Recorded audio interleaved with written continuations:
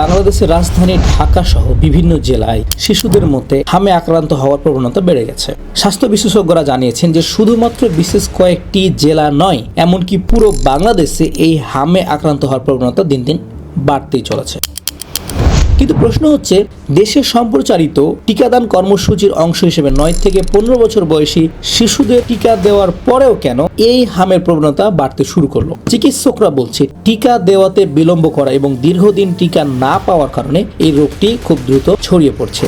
পরিস্থিতি মোকাবেলার জন্য নতুন চিকিৎসক এবং চিকিৎসা প্রদান করা হচ্ছে এবং ফলাফল ভালো আসছে বলে জানাচ্ছে। তবে এটা কতটুকু সত্য তা আমরা জানি না। এই সকল পরিস্থিতি মোকাবেলার জন্য স্বাস্থ্যমন্ত্রী প্রায় 600 কোটি টাকা টিকা দেওয়ার জন্য বরাদ্দ করেছেন এবং তিনি জানিয়েছেন যে দীর্ঘদিন ধরে টিকা না দেওয়ার কারণে এই সমস্যার সৃষ্টি হচ্ছে এবং টিকা না দেওয়া, মায়ের দুধ কম পান করানো, অপ্রয়োজনীয় কৃমিনাশক ওষুধ এবং অপুষ্টিকর খাবার এই রোগের মূল কারণ বা এই সংক্রমণ জাতীয় রোগের মূল কারণ।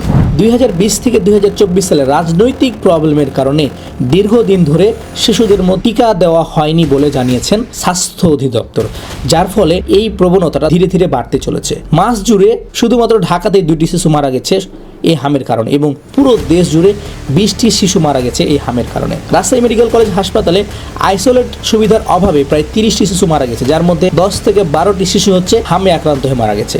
অর্থাৎ ধারণা করা হচ্ছে এটা খুব ভয়ঙ্কর মহামারীতে রূপ নিচ্ছে।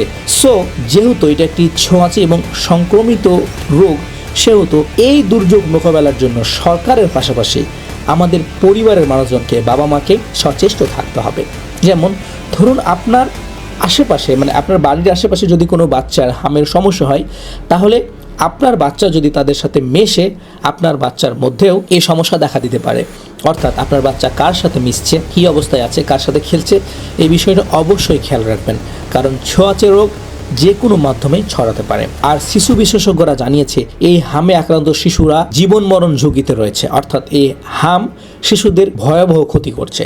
তাই আপনি যদি চান যে আপনার সন্তান সুখে থাকুক, সামনে যে মহামারী আসতে চলেছে এই মহামারী থেকে আপনার সন্তান বেঁচে থাকুক, এই মহামারী থেকে আপনার সন্তান দূরে থাকুক, তাহলে অবশ্যই সরকারের আগে আপনার নিজেকে দায়িত্ব নিতে হবে এবং নিজ নিজ জায়গা থেকে নিজের শিশুকে দেখে রাখতে হবে।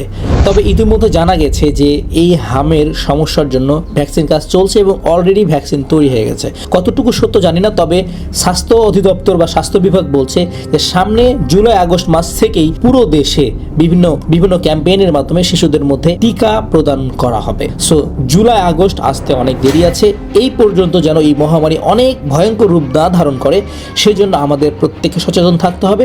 নিজে সচেতন থাকবেন এবং আপনার আশেপাশের মানুষ যেন সচেতন থাকেন, এই বিষয়ে সচেষ্ট থাকবেন। এবং হতে পারে আপনি এই বিষয়টা জানেন না, এখন জানলেন এবং আপনার আশেপাশের মানুষকেও জানা প্রয়োজন। তাই ভিডিওটিকে শেয়ার দিয়ে সবাইকে জানার জন্য ব্যবস্থা করে দেবেন। সকলকে অনেক অনেক ধন্যবাদ।